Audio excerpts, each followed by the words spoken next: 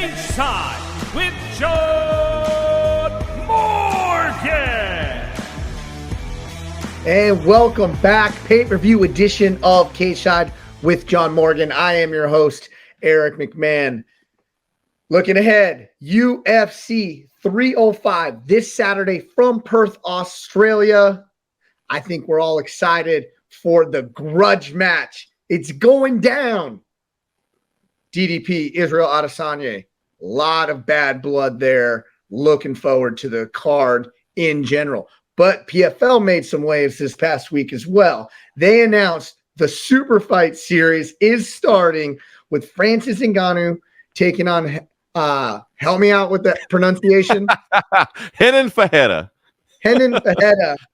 October 19th, to be assumed in Saudi Arabia. We'll get into all that. Let me introduce my co-host. He is none other than the blue t-shirt guy himself, John Morgan. You were doing so well there too, man. I thought you had it all under control there, but happy to help out. Happy to step in whenever I can. Now, listen, I mean, I know we're going to be looking forward and talking about some big things, but hey, can't go without mentioning a little bit of happened this past week at the UFC Apex as well, right? And hey, Chepe Mariscal, I mean, you've been high on the skills yet. That man delivered. I was really impressed. I mean, Danny Barlow, of course, we were shouting out Danny Barlow. Not the greatest of performances, but a win, and that does matter in the UFC. But Chepe Mariscal, I was so impressed. I walked away from this past weekend's card most impressed by Chepe, I think, because not only his grittiness, his striking, but the judo was on point. The scrambles were there. I just want to tip the cap to you, sir, because you said to look out, and the man delivered for you. I remember the first time I ever saw him fight, V3. It was V3 Fights, which was eventually absorbed by CFFC. It was a champion versus champion card, and they brought in him to fight Bryce Mitchell. Bryce Mitchell, the V3 champ. Chepe Mariscal, don't know where he's from. I knew he was from Colorado somewhere. He came in. It was the main event. I was the ref, and I walked away from that. And personally, I didn't watch it as a judge. I was watching it as the ref.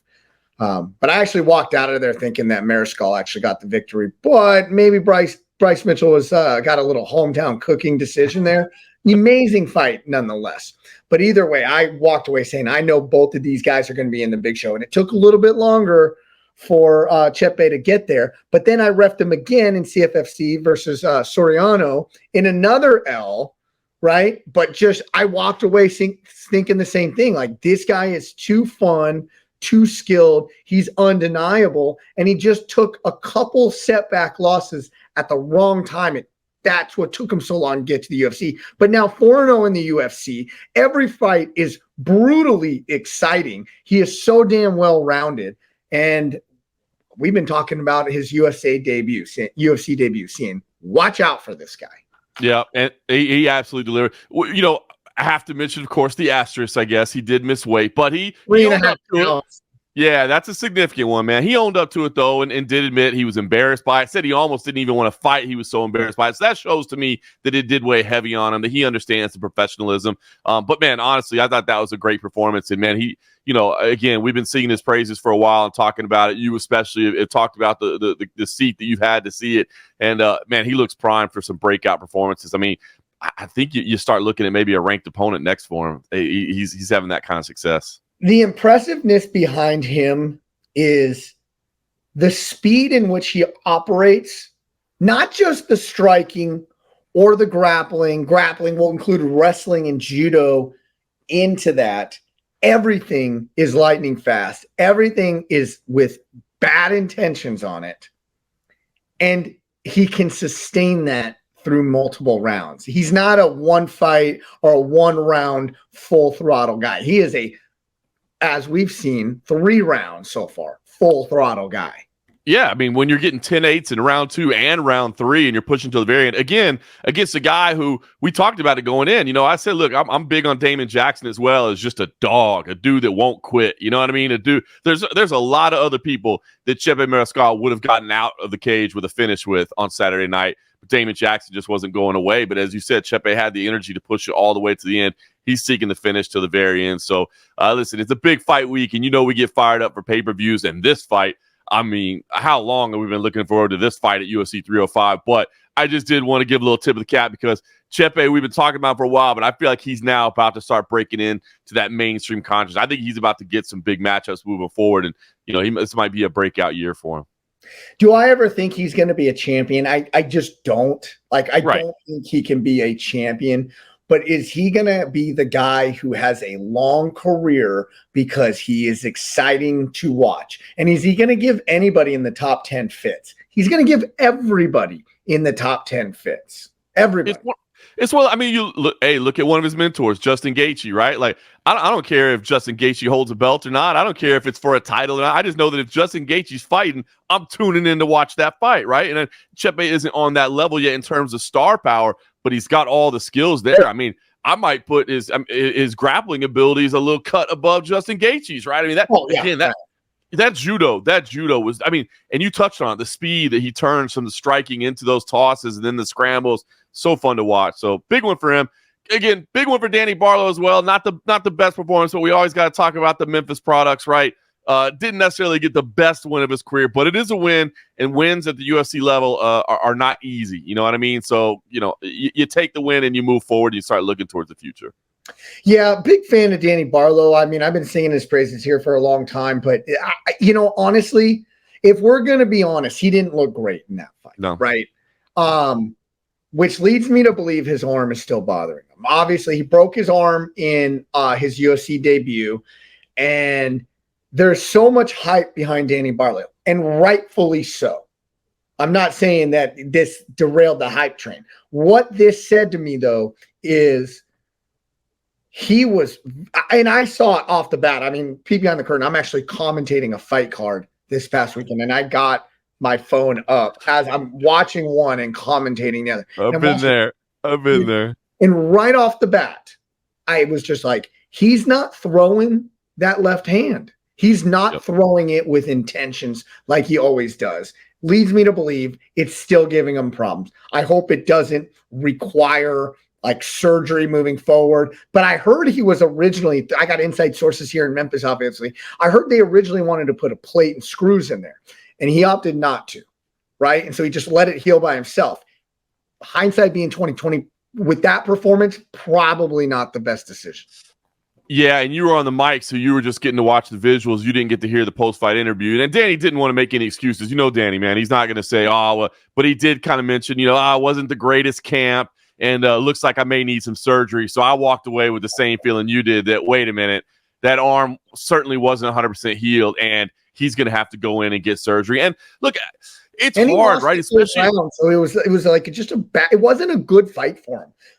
It wasn't, but I think that explains a lot. I mean, if he can go get the surgery, and it's hard, right? Because with surgery, a lot of times athletes want to rush back, right? Because A, you're not getting paychecks, while you're sitting on the sidelines, and B, you just want to keep the momentum going, right? And so sometimes it's hard, and not just for guys breaking into the UFC. I mean, we see this at the championship level too, where a doctor will say, "Hey, listen, if I were you, I'd probably have surgery on this thing and sit out for 18 months and heal this," and somebody's like, "No, absolutely not." You know what I mean? And so I can understand that to say, "Hey, no, I don't want to do plate and screws right now," but if that's a long-term fix, you know what I mean? And yes, maybe it means it forces you to the sidelines longer, but then that thing is good moving forward and nothing's going to happen. It's worth it. So it sounds like maybe surgery's still on the table for him. Yeah, so hopefully he gets all healed up, gets right. Because in my opinion, with how much I've seen Danny Barlow, especially on the AMI ranks, then early pro ranks, he was not right, and I saw it very early. I haven't seen Danny Barlow in 10 fights that I've seen of him engage as much in the clinch as I did this weekend.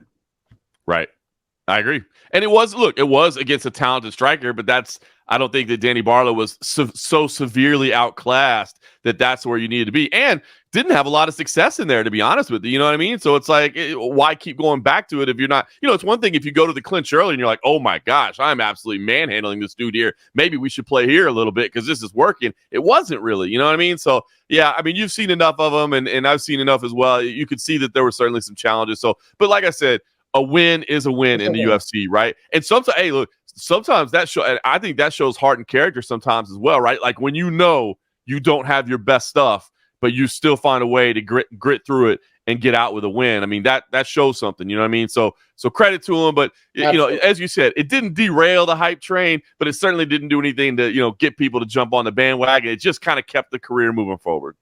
Yeah, but hey, let's look forward. UFC 305 this Saturday, Perth, Australia. Dricus versus Israel Adesanya, and I am fired up because you know what? Drama sells. All right. Yep. There's a lot of drama in this fight. We talked about it last week. I'm even more convinced now that Dricus didn't say it originally to stoke the fire, but since it did, you know, he's an agitator. And like I said, we went back, we looked at, you know, how he agitated Strickland, who doesn't get agitated, who does the agitating. And he got so into Strickland's head that he tried to fight him, or he did fight him, shall I say, at an event. Move over, little girl. But he was so nice about it. Just move over, sweetheart. You know, and then, you know, what I kind of detailed. Did you ever look up back in Yeah, the Yannick Bahati. I had forgotten about that. I had seen that before, and I had totally forgotten in the moment. But yeah, that was a blast for the past there. Good on you for that recollection. Yeah. So I just think that agitational guy is in him, and he's stoking it. And now let's look forward to the fight. I mean, early odds. Let me pull him back up. Early odds. I mean, it's hard to say. I mean, Israel Adesanya is coming in as a decent favorite, -135 to come back at +114. I'm personally a little shocked by that. What say you? Yeah, I'm a little bit shocked as well. I hadn't looked at the odds recently and didn't remember. I feel like in my head it's almost a pick 'em, and I kind of want to lean towards Dricus Du Plessis a little bit. To your point, I want to say if anybody hasn't got a chance to watch the countdown for this week's UFC 305, I did watch the countdown last night, and it was funny because they had one particular scene with Dricus where they were talking to him about the moment that they had the in-cage face-off, and he was like, you know, I'm no brother of yours, and he just kind of said, yeah, I was kind of chuffed with that line. It came off pretty nice. You know what I mean? So it's like he understands the agitation and the sales aspect of it for sure, and he was enjoying the fact that he riled it up a little bit. But yeah, I'm a little bit surprised by that. I'll be honest with you, man. I'm anxious to hear kind of your breakdown and your thoughts because I've been playing this thing back in my head. I mean, we talk about, you know, the way that these two styles match up. I mean, the awkwardness of Dricus Du Plessis, but it's, you know, it's awkwardness with a purpose, right? It's just he moved, like he switches stances and throws in a way. It's like he almost steps through on strikes as he moves. But, you know, obviously Israel Adesanya switches stances a lot too, and it can move on the outside. So I'm honestly, to me, and I'm really anxious to hear what you thought, because I just feel like this is going to boil down to who executes properly, because they both have the skills to win this fight. I think in my head, if I was just laying down some odds that had nothing to do with public sentiment, that had nothing to do with emotions, I think I'd lay them slightly in favor of Dricus Du Plessis because I feel like he has more ways to win. But I don't know. It's going to be a great fight. I love it. I'm tense. Like you said, stylistically, you and I kind of geek out on the stylistic nature of it. And if you just took these two guys and said they've never met each other in their life, but they're going to fight on Saturday night, I'd be like, whoo, this is going to be a good one. I don't know how it's going to play out. But then you add in the drama, and now it's like, oh, we got ourselves a pay-per-view. Okay, I'm going to get into what I think the fight breakdown is here in 1 second, but I have to say this. Israel Adesanya is masterful at getting in people's heads as well. Yes. Okay? In no way do I think he's in Dricus's head, though. No. Absolutely like, that is a vault, like, I think. And so I'm going to now, like, if we're going to rank the checklist, like, you have to do this, this, and this, Dricus gets the check mark. Yeah, I would agree with that. Yep, I would agree with that. I do think he's in Israel Adesanya's head. I do think so as well. Now, it feels like by getting in his head, he lit a fire. You know, sometimes that could go either way, right? Like sometimes you annoy a guy and that becomes his motivation. You know, like Michael Jordan, right? You know, the famous, and I took that personal. You know what I mean? Like that kind of thing, where there could be a thing where you get in the guy's head and he's like, oh, that's all you need to give me. I'm finishing you now. So there could be a little bit of that, but we see it in fighting, especially. Emotions aren't always a good thing, right? Because emotions cause you to make decisions that you wouldn't have done so otherwise, you know, stray away from game plans, that sort of thing. So I agree with you wholeheartedly. We'll see how that plays into it, but I agree with your assessment. I think that this fight heavily favors Dricus. Wow. And I don't think it's slight. I think it's heavily. Now, do I think it's going to be a close fight? Yes, but I think it heavily favors Dricus in the attributes of the fight. Do you understand my distinction? I do, and I want to hear you expand on it, but it's why I said if I was laying down lines that had nothing to do with emotions or personalities or anything else, I'd favor Dricus. Okay, so Israel Adesanya is masterful at range. Yes. Okay, and keeping somebody at range. That's why, he throttles wrestlers, right? Because he can keep them at range. They can't strike with him. The guys that Israel Adesanya has a lot of problems with are people who can get inside that range. Okay. Sean Strickland got inside that range. Let's go back to prior to the Strickland loss, probably his most grueling fight in the UFC, albeit in a win, which Israel showed the heart. Kevin Gastelum, right? Got inside that range. Okay. Alex Pereira, even though he was the bigger fighter, he got inside the range of Israel Adesanya. Yes. Dricus, the way he moves, I think it's going to be easier for him to get inside the range than it was for either any of the three that I just said. But here is what, in my opinion, for it to switch back to Adesanya here, is he needs to come out and he can't download immediately. He is so great at downloading information and, staying on the outside and doing this. And now I'm going to get all my tells. He needs to come out, in my opinion, and crack them right off the bat, because what that will do is get Dricus to kind of sit down and being like, maybe I don't want to rush in. If that doesn't happen early, then I think it's really going to be an uphill battle for Israel Adesanya.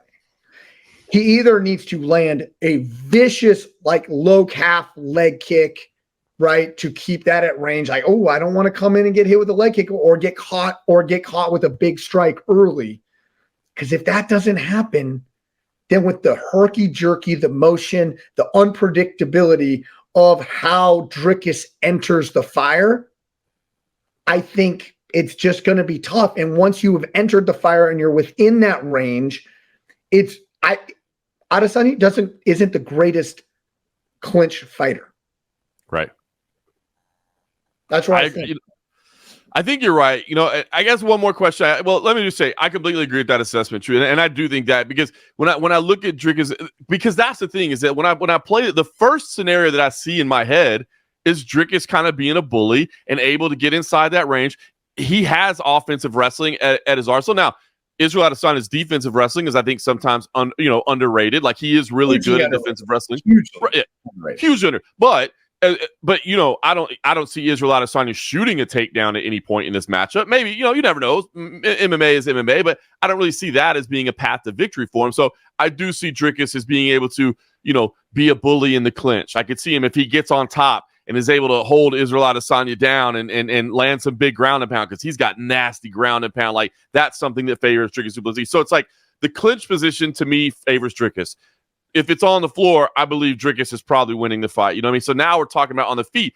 Now, as you said, I do see that Adesanya, he is so good. And look, he took some time off. I think he needed to take some time off physically and mentally. I think that's great. Again, we talk about motivation. Man, there's no lack of motivation in this one. You know what I mean? And this doesn't have anything to do. I think sometimes Adesanya's motivation is like being a cultural icon and, let me make sure I wear the anime dog collar to the press conference so people are talking about that. And, it's just so much about being an artist. And I feel like in this one, he's not worried about being an artist. He's worried about being an absolute fighter. And so I like that aspect of it, because I can see Dricus is striking, while it is more effective. Well, it's awkward but effective. It's not as fast and speedy as Adesanya, and Adesanya does have the ability to move. So I can see him sliding out of the way and turning if he's able to stay upright, but it's just going to be hard to do. And so I think you're absolutely right. How do you keep Dricus from moving forward?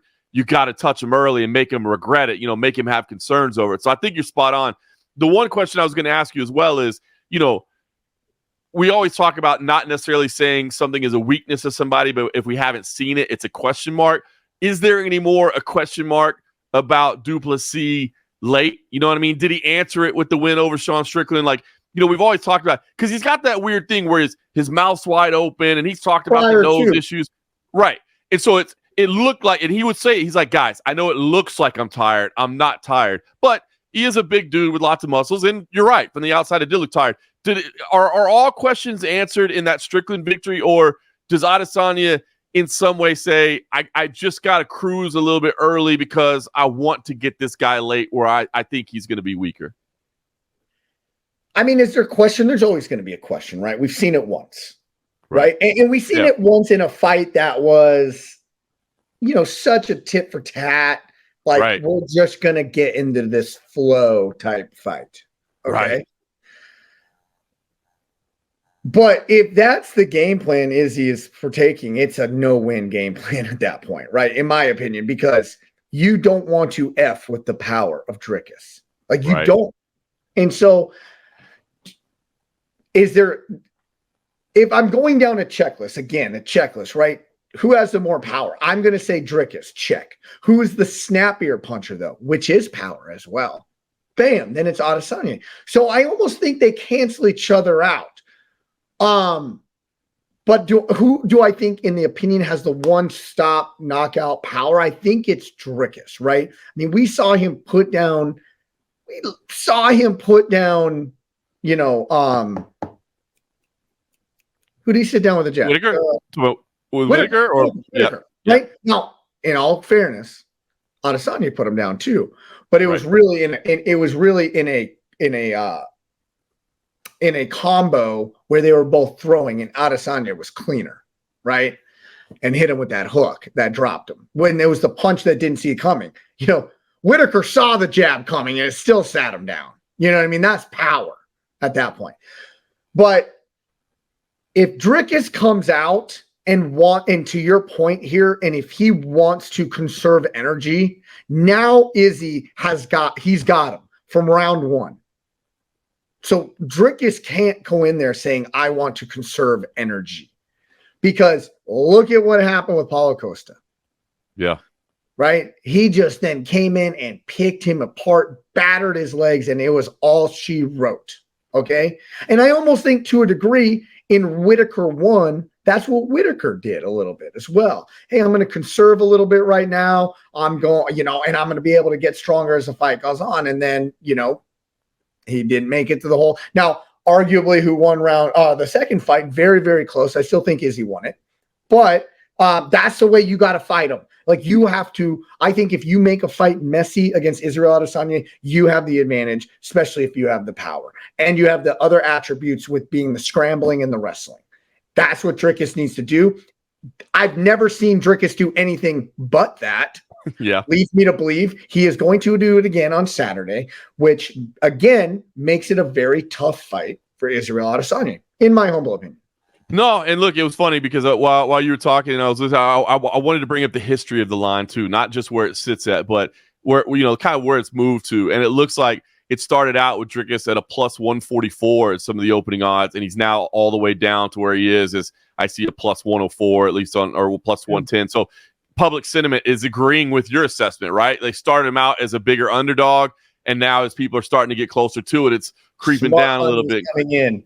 Yep, and I agree. So, you know, it's, again, and I don't disagree with that, because, again, as I kept playing this fight through my head over the last couple of days, I kept just seeing more ways to win for Dricus Du Plessis and more possibilities. But I can't shake it out of my head that Israel Adesanya is almost this, like, Conor McGregor-esque persona of being able to just manifest stuff. You know what I mean? Like, you know, McGregor versus Jose Aldo, McGregor versus, you know, Eddie Alvarez, where it's like, you know, these are going to be stiff tests. These are going to, and he just somehow turns them into absolutely nothing. You know what I mean? And so there's a piece of me that says, you know, what if Adesanya is truly back? If he's humbled, if again, he's putting some of the showmanship and all, you know, and we know how fired up he is about the comments that were made and all these things. And he just goes out there and he is, you know, that extra level. He's got that. Not only is he 100% himself, he's 110% himself. And if he does that, you know, can he just absolutely snipe and move and slip and duck and just look incredible out there? Yes. Yeah, exactly. So that's the thing that holds. That's the thing that's holding me back a little bit. So yeah, I think from the mechanics side of it, man, I see the favor as DDP, but man, it's hard for me to ever count out Israel Adesanya just knowing his history and knowing who he is, and that's what makes me love fights like, you know what I mean? We talk about it, but those are fights you love where you're just like, I see this happening, but wait, I see this potentially happening, but wait, maybe it's this that happens. So I'm pumped up for this one. History shows us that if you take the fight to Israel Adesanya and don't let him dictate first, that's probably your best shot. Right. History just shows us that, right? It showed us, in 2, it was still the same game plan in 1. Remember, that was the one I said, everybody's counting Strickland out, but the way they fight, like this one, I think Strickland's got a shot, like a great shot. Go back in archives. Like I just knew getting in his face was guard. Now, this is where I think the advantage goes to Israel Adesanya. Correct.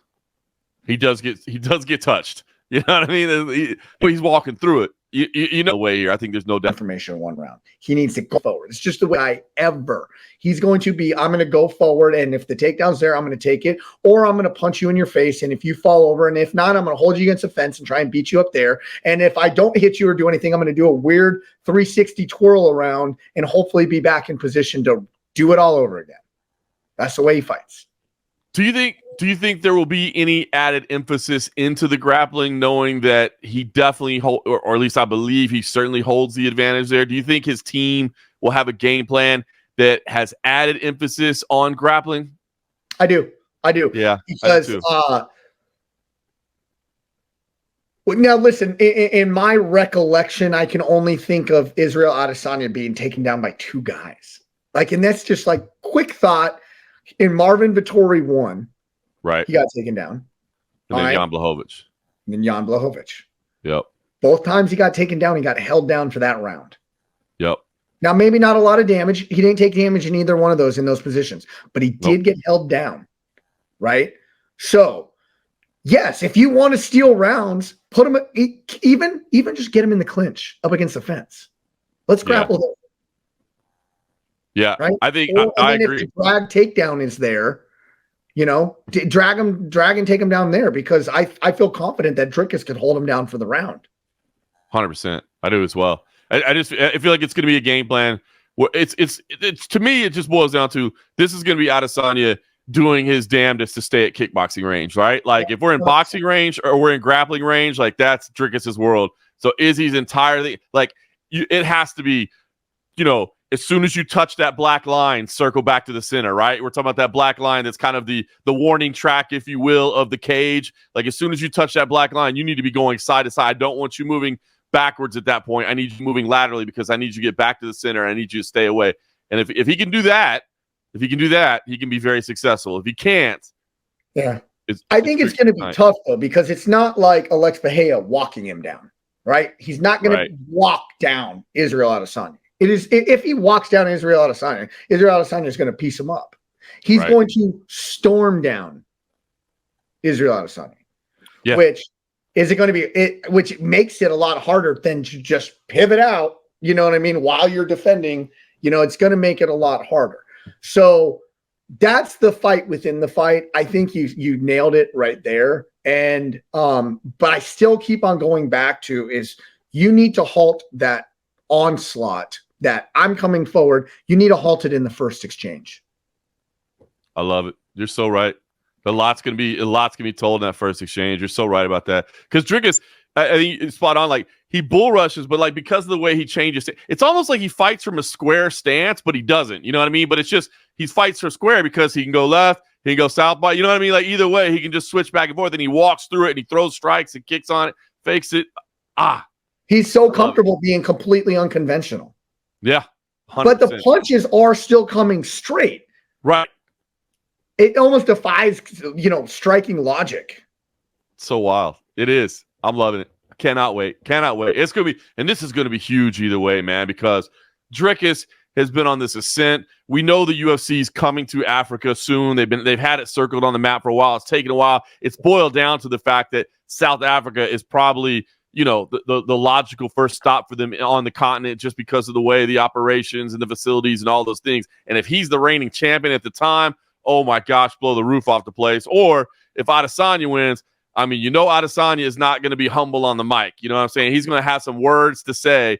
And he is such an absolute superstar, right? I mean, gosh, when he's on, he is amazing for the sport. So, I mean, however this thing ends, it's going to be one of those fights that, like, when this thing is over, it's not actually over. Like, they may fight again, but even if this thing is going to spin forward. It's going to be big. It's going to feel big one way or the other. It's not as if, I think there's some fights where you're like, if so-and-so wins, there's not a lot of good options on the table. And what do we really do with them at that point? That's not the case here. I mean, this is going to be big, man. This is going to be big. This is one of my favorite fights all year long on the calendar, man. I've been looking forward to this, and we had to wait a little bit to get to it.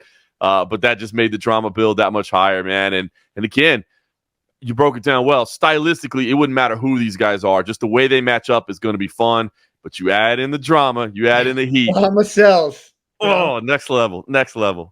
But if Izzy can beat up the legs early, it's a whole different fight. And I can assure you, and that's why I'm shocked he didn't do it against Sean Strickland. That was in my opinion, that was his key to victory against Sean Strickland. He didn't implement it. He has to implement it here. I can't see him not trying to do that early and often. And if he does, and he's able to buckle one time, man, it's a whole different fight. And now, it's Izzy's fight to lose, in my opinion.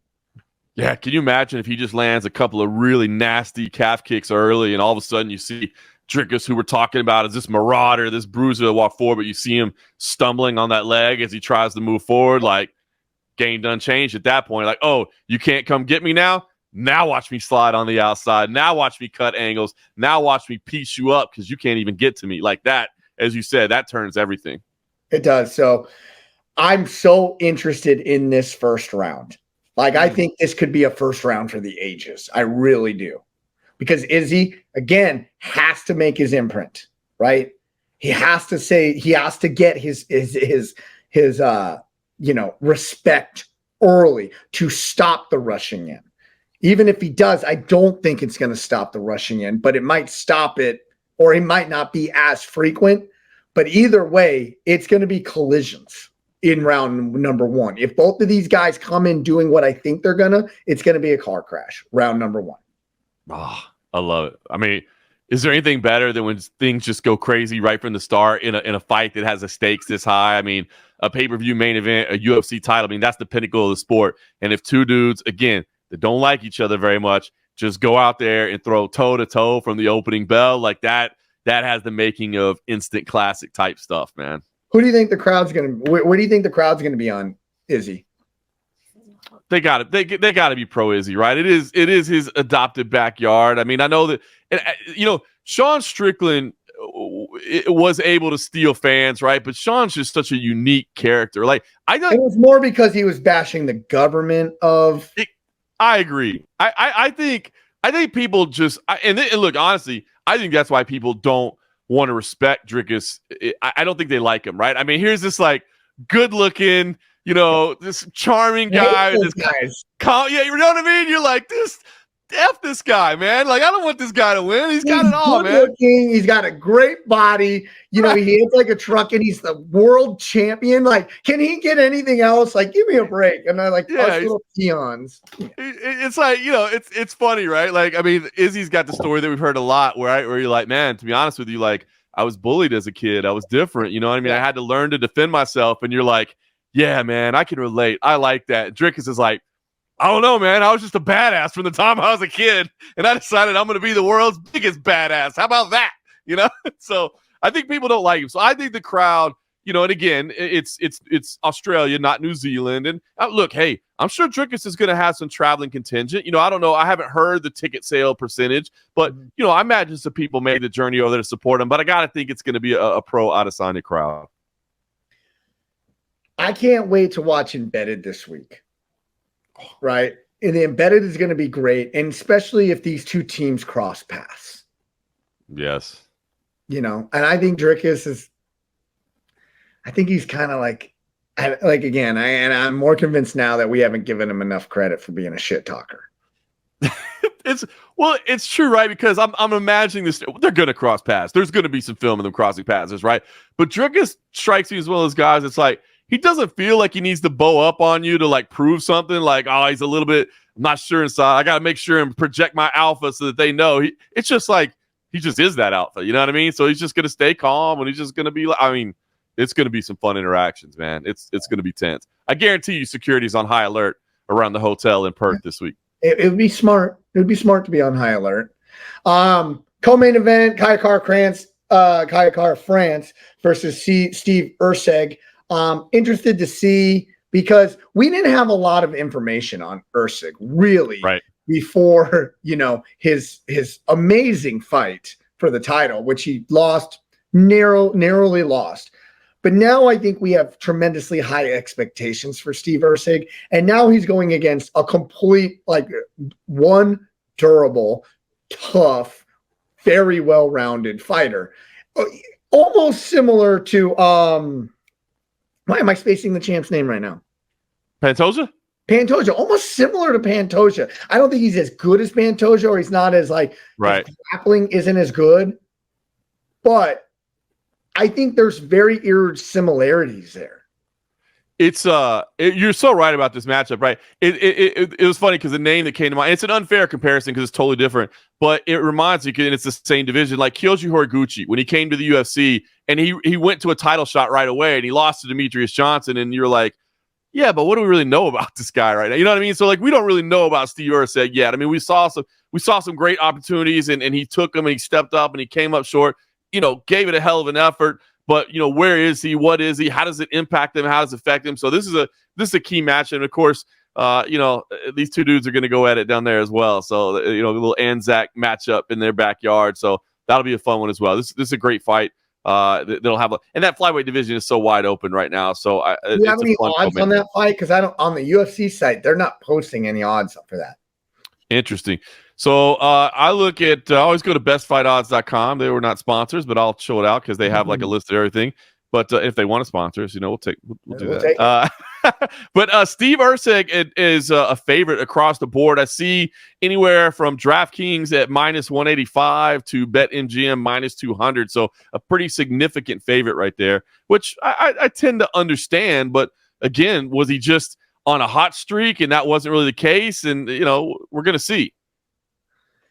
Yeah, and if we look off of losses with Kayakar France, I mean, he's only losing to the best.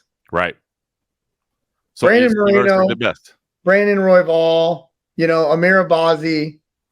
So I wouldn't be, in my opinion, against a guy in Erceg who, like we said, we don't know much about other than, he had a great performance versus Pantoja against a guy that we do know a lot about. You know what I mean? Well, that's it. It's weird. Maybe that's why the UFC didn't put odds up there. Who knows?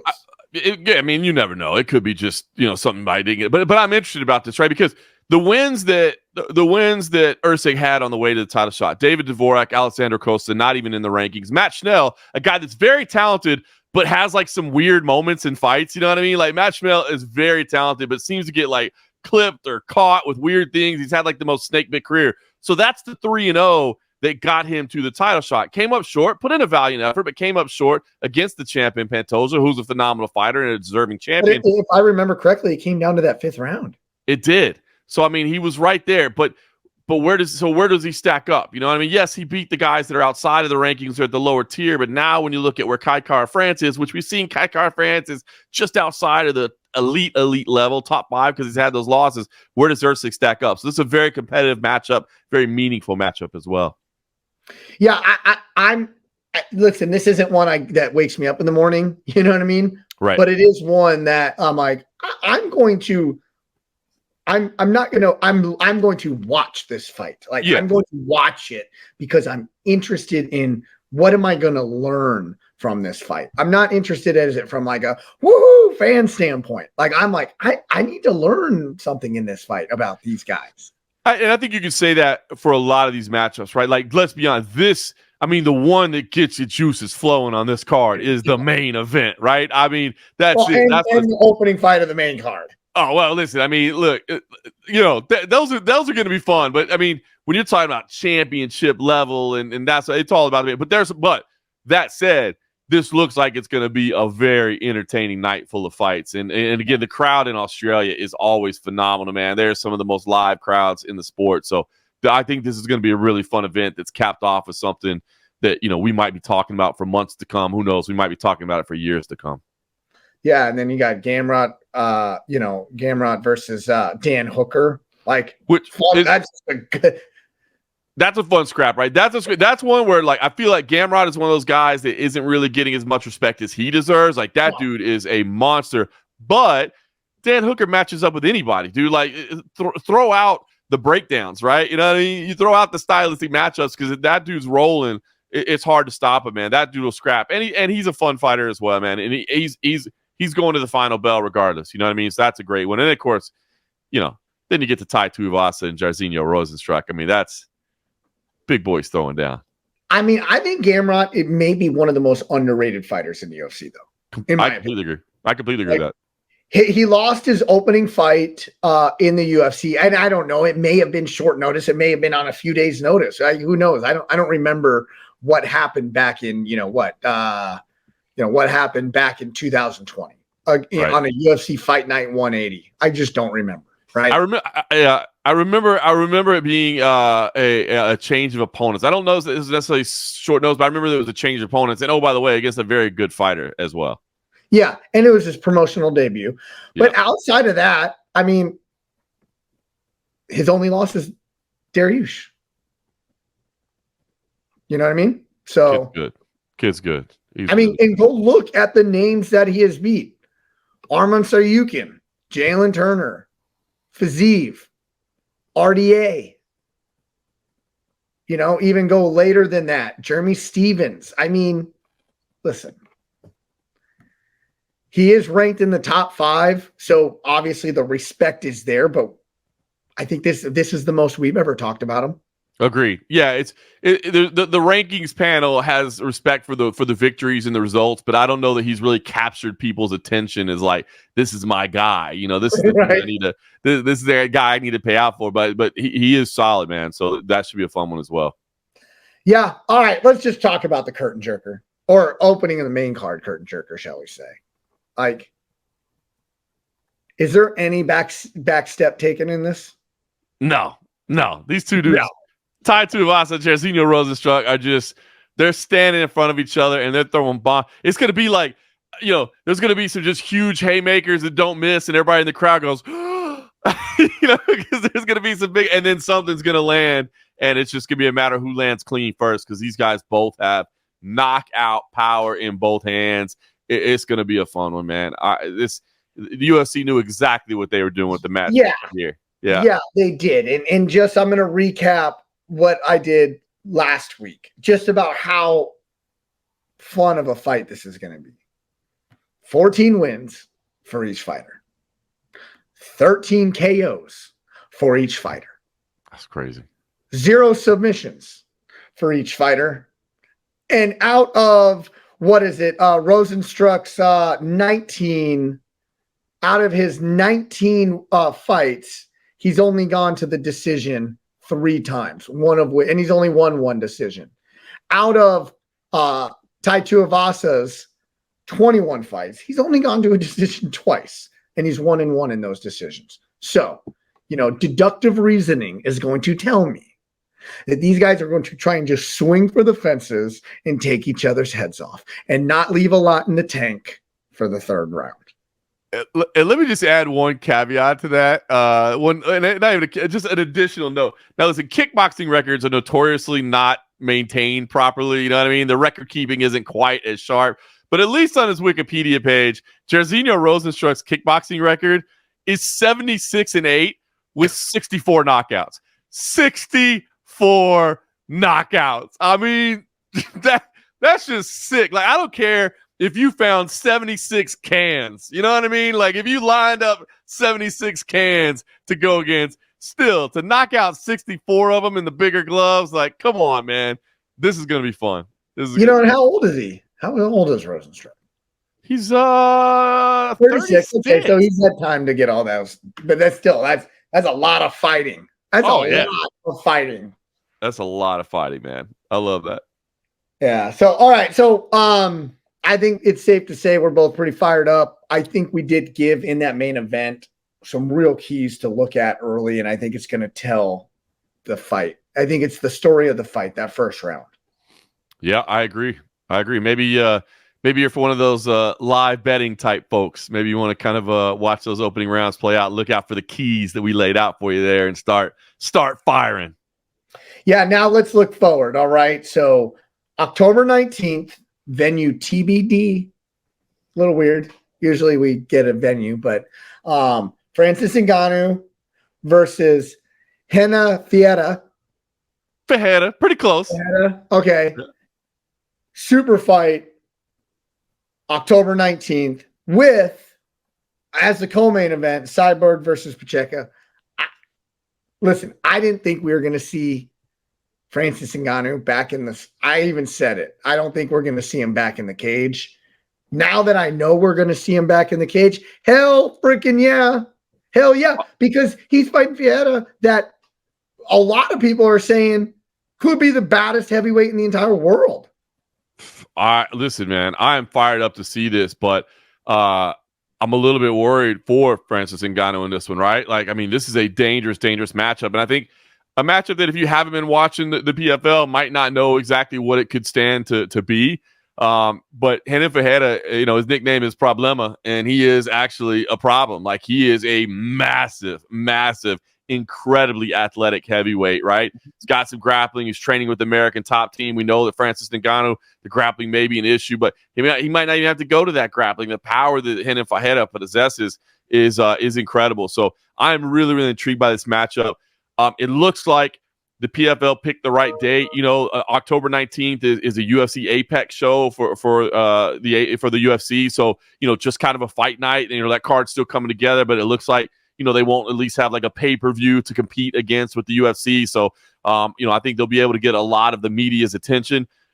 Venue TBD, as you said, which, I don't want to start, causing any rumors or say anything, but it does seem weird. I mean, you look, you're a business owner. You work in professional sports. We've seen thousands and thousands of press releases in business, in sports, etc. And especially when you consider that we assume first line. Well, yes, and especially when you assume that this is going to be in Saudi Arabia, who is a financial business partner with you, and who is a financial business partner with you for the very reason of that they want people to know more about Saudi Arabia. So how do you send out a press release that doesn't announce that that's where it's going to be? So again, I don't want to start causing rumors because I haven't talked to anybody that said anything other than this fight will be in Saudi Arabia. But it's just a weird decision to not have that right off the top in the initial announcement. So at least just put a little next to it. Asterisk, right? That's it. Probably Saudi Arabia. But I love this fight. It's funny. I haven't seen if there's any initial odds out on there. I got to think Francis Ngannou would be the favorite simply because of the pedigree, simply because of the name. But I'm telling you right now, take out the superstardom, take out the what about one guy, and the fact that, I get it. The PFL viewership is a lot smaller than the UFC, so you may have seen a whole lot less of Renan Ferreira. I get that. But as somebody who has taken in a lot of PFL, who has watched a lot of tape, this dude could absolutely knock out Francis Ngannou. So this is a great fight. This fight obviously is one of the reasons they brought Okay, so everybody pointed to this fight when they brought Francis over. Yes. Correct? Okay. Right. This fight isn't the reason the PFL brought Francis over, though, right? They brought it to bring the brand of the Predator, the recognition of him, the eyeballs on it, the ambassador all over the world. And that he is the, quote unquote, linear heavyweight world champion. Okay. Right. This is a damn risky fight for the PFL. in totality as the organization, the business. This is a damn risky fight because they can't just build they just can't build this other guy as a Francis Ngannou. He knocks out Francis Ngannou. He takes his place. It doesn't work that way. It's not like Ferreira is going to be the global superstar that Francis Ngannou is. That is the real challenge. It'll be interesting to see how they deal with it if he does. Now, listen, you and I have talked about it, and I firmly agree. If Francis Ngannou never fought for the PFL, it would still be a win for them to have brought him over, right? Because they said, look, we got this free agent, and we know what he's going to do in heading up PFL Africa. And, so he brought a lot of notoriety. He got the PFL headlines. He's going to take an executive position. So even if he never fought for the PFL, I think they did a great thing by bringing him over. If he wins, it will be big. It will be massive because the global superstar will win, and they'll be able to say, see, the lineal heavyweight champion that left the UFC that said, I want to go to the upstart. I want to go to the co-leader. Look at this. He just beat this massive Brazilian, this dangerous guy. By the way, how about Renan Ferreira taking the risky fight against Ryan Bader to even get the Ngannou fight? Like, right? A lot of people said, bro, made him look childish. Made it look like he didn't even belong to be in there. And that's a proven commodity. Now, I will say, though, and I mean, I believe the PFL, if Renan Ferreira goes out there and knocks out Francis Ngannou, they will run to the mountaintops and say, this is the guy. This is the guy. The lineal heavyweight champion, the reigning UFC champion, came over here and got knocked out by our guy. Meanwhile, look at the UFC over there. They got John Jones and a 40-plus-year-old Stipe Miocic talking. Hey, you guys, you know what? Tom Aspinall, you want a real challenge? You're sick of sitting around waiting on Johnny Bones? You're sick of sitting around and waiting on Stipe Miocic? Hey, Tom Aspinall, you want a real challenge? Here's the real reigning lineal heavyweight champion of the world. Why don't you get your promoter to come let you take on Renan Ferreira, and we can really find out who the baddest man on the planet is. Now, we know that that'll never happen because the UFC is not going to co-promote, but it gives them at least a pulpit to stand on. Like, you are 100% right. Right. Like, of course, that's what they're going to do. Right. And I don't want to say, of course, like I'm demeaning you, but it's the only thing they could do. It is. Well, look. And regardless, even if Francis wins, that's what they're going to do as well. They're going to do that as well. Yes, you're right. They are actually going to do that as well. They are going to do that. But Francis is a global superstar. And I'm shocked that this fight is happening. I just am. I said this back, let's call it a year ago when Francis was getting into boxing, says, hey, once he looked good against Tyson Fury, I said, like this is the worst thing that could happen for MMA fans because now he's going to box again. Now, maybe to our luck, he looked horrible against Joshua, which brought him back. And maybe that was benefit. But I do want to go through a couple things, and this is real life now, okay, about why I am shocked by this fight. He fought Tyson Fury, looked great in it. He devastating knockout against Joshua. I mean, like brain-rattling, horrible knockout. Yes. Then he loses his son, right? He's made $100 million in 2 boxing fights, approximately. Then he loses his 2-year-old son. Okay. We're both dads. I don't need to tell you what that would do to us. Okay. Mm-hmm. Now, a lot of people could say, but he's channeling. He needs something to do. He's going to get back into training. I don't give a shit. I don't care. Yeah. Nothing is going to replace that. Okay. So he's got all the money in the world that he needs. Where's the motivation? And that's why I'm shocked by this. Now, listen, if Francis had time to grieve and had time to do all these things, had time to let his head heal from a bad knockout, there's just been so much on Francis Ngannou's plate in the last year and a half that with no breath behind it, like he hasn't been able to breathe. Between leaving the UFC, all that drama, then the Tyson Fury fight. Will it happen? Will it not happen? It is going to happen. He looks phenomenal. Let's capitalize on that right away. Let's rebook it. Joshua, horrible knockout right out of that. Unfortunately, it makes my stomach hurt just even thinking about him losing his 2-year-old son. Okay, now a few months removed from that, all right, super fight. That's a lot. Yeah, man.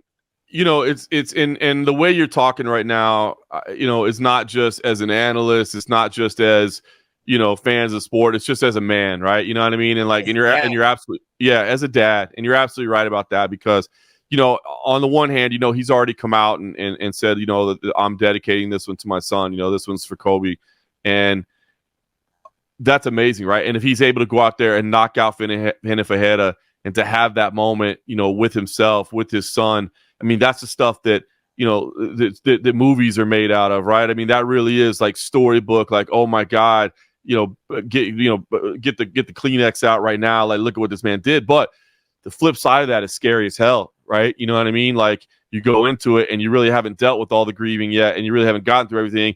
And then now you have this taken away from you, the thing that you still had as the baddest man on the planet. You go out there and you lose, and that gets taken away from you.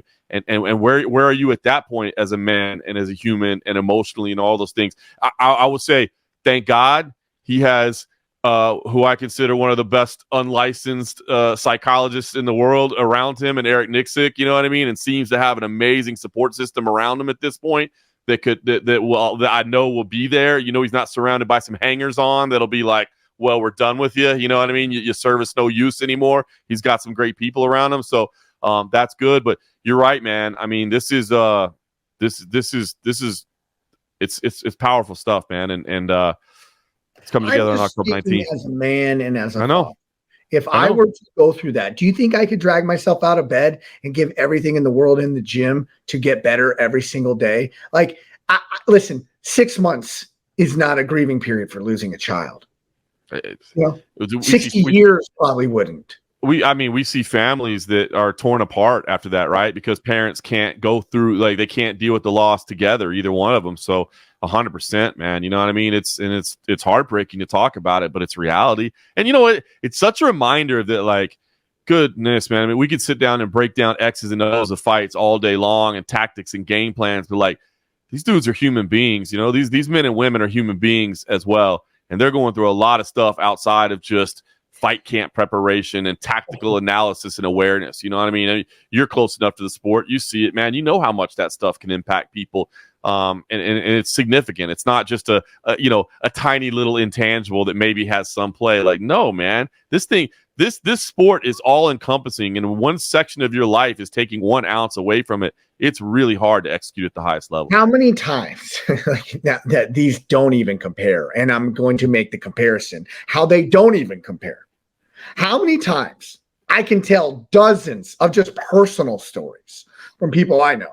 But even on the highest level, how many times is they having marriage problems, or they broke up with their girlfriend, or whatever? They found out their girlfriend was doing X, Y, Z, or it just wasn't working out. Look at Luke Rockhold took a couple of years off because he had problems with a girl. They got pregnant. He said they had to have an abortion. He had to compress that. He took 2 years off because of something like that.